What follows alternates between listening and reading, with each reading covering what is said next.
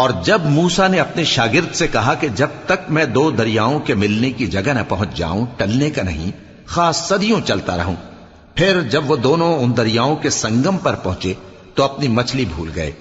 پھر اس مچھلی نے دریا میں سرنگ کی طرح اپنا رستہ بنا لیا۔ جب آگے چلے تو موسیٰ نے اپنے شاگرد سے کہا کہ ہمارا کھانا لاؤ، اس سفر سے ہم کو بہت تکان ہو گئی ہے۔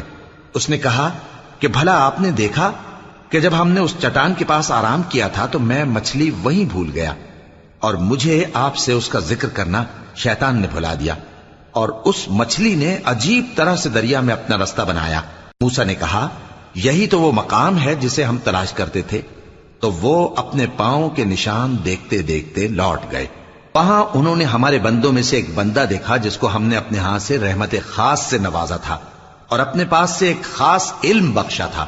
موسیٰ نے ان سے جن کا نام خضر تھا کہا کہ جو علم